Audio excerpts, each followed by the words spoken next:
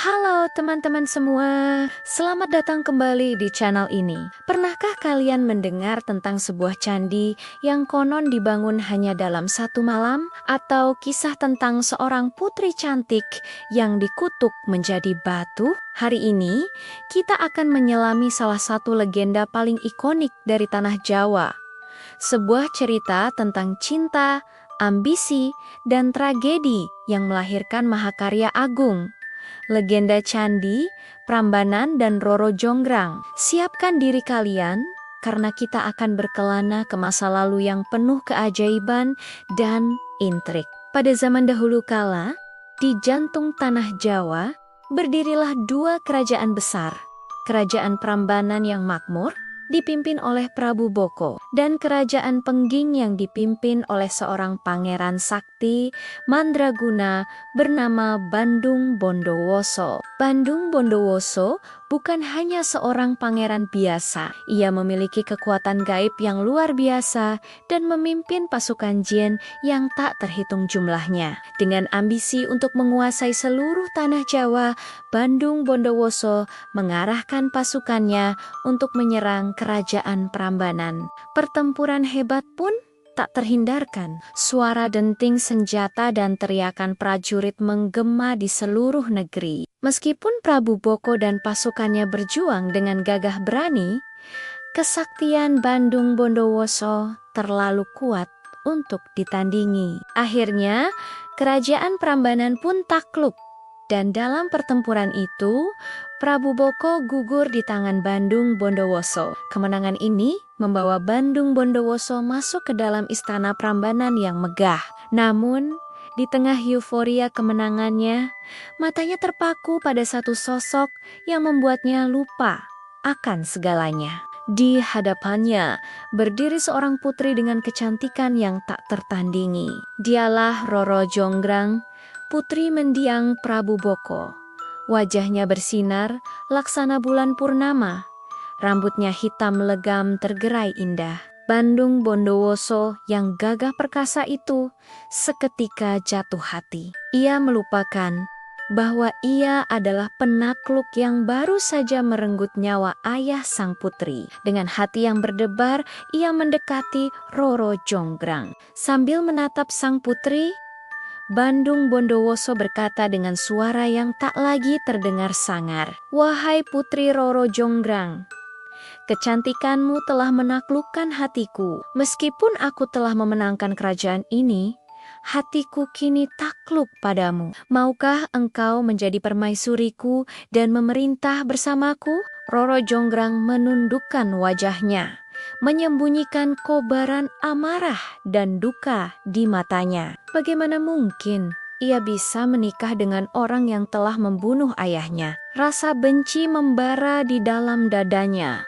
Namun, ia juga sadar posisinya. Ia adalah seorang putri dari kerajaan yang telah kalah. Menolak lamaran pangeran sakti ini secara mentimenta bisa membahayakan dirinya dan sisa rakyat Prambanan. Maka, dengan kecerdasan yang setajam kecantikannya, Roro Jonggrang mulai menyusun sebuah rencana. Ia harus memberikan syarat yang mustahil dipenuhi. Setelah berpikir sejenak, ia mengangkat wajahnya dan menatap Bandung Bondowoso. "Pangeran Bandung Bondowoso, hamba merasa terhormat atas lamaran Anda," ucapnya dengan suara yang dibuat setenang mungkin. "Namun, sebagai putri dari kerajaan ini, hamba memiliki satu permintaan. Jika Anda sanggup memenuhinya, hamba bersedia menjadi istri Anda."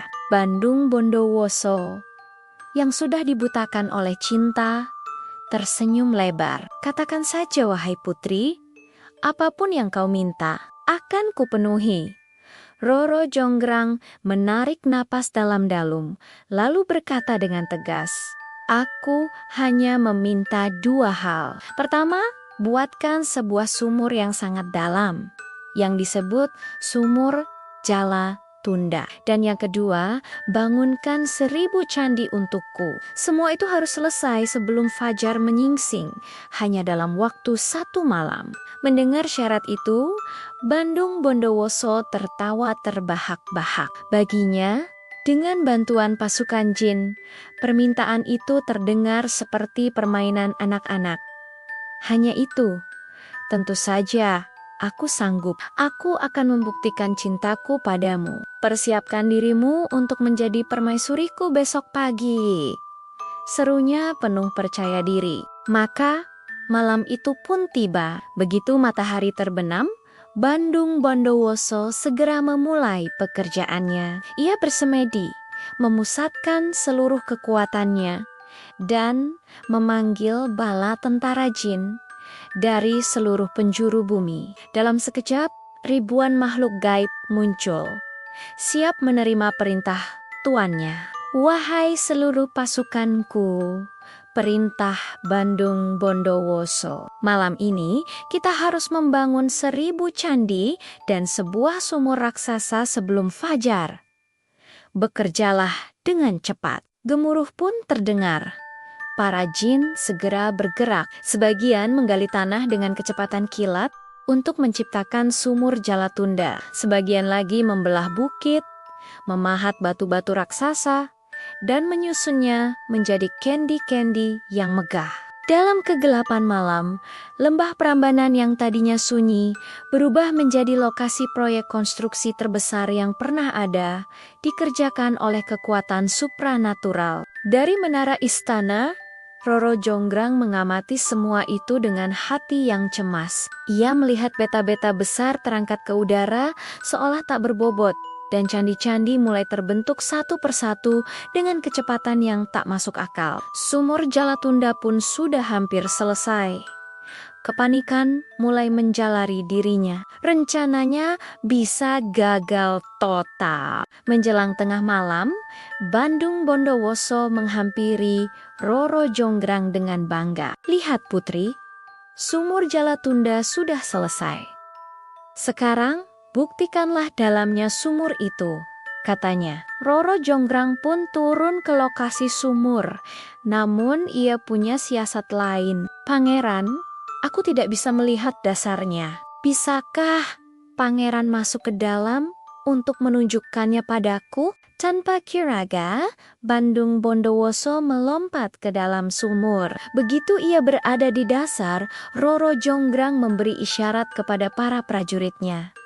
Tutup sumur itu sekarang, teriaknya. Para prajurit segera menimbun sumur itu dengan beta-beta besar, berharap bisa mengubur Bandung Bondowoso hidup. Namun, mereka meremehkan kesaktian sang pangeran. Dengan amarah yang meluap, Bandung Bondowoso mengerahkan seluruh kekuatannya dan ia berhasil mendobrak timbunan batu dan melompat keluar dari sumur. Wajahnya merah padam karena marah. Kau mencoba menipuku, Roro Jonggrang. Tapi cintaku padamu lebih besar dari amarahku. Aku akan tetap menyelesaikan 1000 candi ini dengan amarah yang justru menambah kekuatannya. Ia kembali memerintahkan para jin untuk bekerja 2 kali lebih cepat. Waktu terus berjalan. Langit masih gelap, namun dari kejauhan, Roro Jonggrang dapat menghitung kendi-kendi yang sudah berdiri. 1, 10, 100, 500, hingga akhirnya, seorang dayang kepercayaannya datang dengan napas terengah-engah. Gusti Putri, celaka.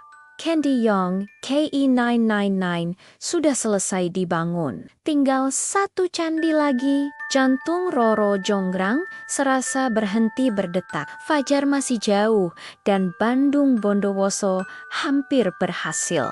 Habislah sudah. Tapi, seorang putri cerdas tidak akan menyerah begitu saja. Di tengah kepanikannya, sebuah ide cemerlang muncul di benaknya. Cepat! Kumpulkan semua dayang-dayang, bangunkan semua penduduk desa, perintahnya. Perintahkan mereka untuk menyalakan obor sabonyek benyaknya di sisi timur. Bakar jerami hingga cahayanya terang benderang. Dan yang paling penting, tumbuk lesung padi sekarang juga. Buat suara gaduh Siliola pagi telah tiba dan orang-orang mulai beraktivitas. Para dayang dan penduduk desa segera bergerak. Dalam sekejap, sisi timur Cakrawala menjadi terang, kemerahan oleh cahaya obor dan api. Suara duk, duk, duk dari lesung padi yang ditumbuk mulai terdengar bersaut-sautan. Ayam-ayam jantan yang terkecoh oleh cahaya dan keributan itu pun sontak terbangun dan mulai berkokok dengan lantang, menyambut fajar palsu yang diciptakan oleh Roro Jonggrang. Para jin yang sedang sibuk menyelesaikan candi terakhir sontak berhenti. Mereka melihat cahaya kemerahan di timur, mendengar suara lesung dan kokok ayam jantan. Fajar telah tiba, matahari akan segera terbit, kita harus pergi, teriak salah satu jin. Mereka paling takut pada sinar matahari. Dalam sekejap, ribuan jin itu menghilang kembali ke alamnya, meninggalkan pekerjaan mereka yang tinggal selangkah lagi. Candi ke-1000 pun terbengkalai, belum sempurna. Bandung Bondowoso terkejut melihat pasukannya kabur. Ia melihat ke langit dan menyadari bahwa fajar yang sebenarnya masih lama. Ia lalu mencium aroma jerami terbakar dan mendengar suara lesung. Saat itulah ia sadar ia telah ditipu untuk kedua kalinya. Dengan amarah yang membuncah hingga ke ubun-ubun, ia mencari Roro Jonggrang. Ditemukannya sang putri berdiri dengan wajah pucat, pura-pura tidak tahu apa-apa. "Pangeran, tampaknya Anda gagal," kata Roro Jonggrang mencoba tetap tenang. "Anda tidak berhasil membangun 1000 candi sebelum fajar." Mata Bandung Bondowoso menyala penuh murka. Kau yang telah berbuat curang. Kau ciptakan fajar palsu untuk menggagalkan usahaku." Suaranya menggelegar. "Cintaku yang tulus kau balas dengan tipu muslihat. Jumlah candi ini memang kurang satu. Maka untuk melengkapinya, kaulah yang akan menjadi candi ke-1000. Bandung Bondowoso mengangkat tangannya, mengucapkan mantra kutukan yang dahsyat. Seketika tubuh Roro Jonggrang menjadi kaku. Perlahan tapi pasti, kulitnya yang lembut berubah menjadi batu yang dingin dan keras. Dalam sekejap, putri cantik jelita itu telah berubah menjadi sebuah arca yang indah, melengkapi candi terakhir yang belum selesai. Hingga hari ini, kompleks candi megah itu kita kenal sebagai Candi Prambanan. Dan di dalam salah satu candi utama, yaitu Candi Siwa, terdapat sebuah arca Dewi Durga yang sangat cantik. Banyak masyarakat setempat yang percaya bahwa arca itu bukanlah arca Durga biasa, melainkan perwujudan dari putri Roro Jonggrang yang dikutuk selamanya. Teman-teman, kisah Roro Jonggrang ini bukan hanya sekadar dongeng pengantar tidur. Di dalamnya terkandung pesan moral yang sangat dalam, kecurangan dan kebohongan. Meskipun dilakukan dengan alasan yang mungkin bisa dimengerti, pada akhirnya akan membawa petaka. Di sisi lain, cinta yang dipaksakan dan didasari oleh ambisi buta juga tidak akan pernah berakhir bahagia. Legenda ini mengajarkan kita tentang pentingnya kejujuran, ketulusan, dan bahaya dari dendam yang tak berkesudahan. Itulah kisah tragis di balik kemegahan Candi Prambanan, sebuah warisan budaya yang tidak hanya menyimpan keindahan arsitektur, tetapi juga sebuah cerita abadi yang terus hidup dari generasi ke generasi. Terima kasih banyak sudah menonton video kali ini. Bagaimana pendapat kalian tentang kisah Roro Jonggrang? Apakah menurut kalian tindakannya bisa dibenarkan? Tuliskan pendapat kalian di kolom komentar ya. Jangan lupa untuk like, share, dan subscribe channel ini agar kita bisa terus menjelajahi cerita-cerita menarik lainnya dari Nusantara. Sampai jumpa di video berikutnya. Tetap sehat dan semangat!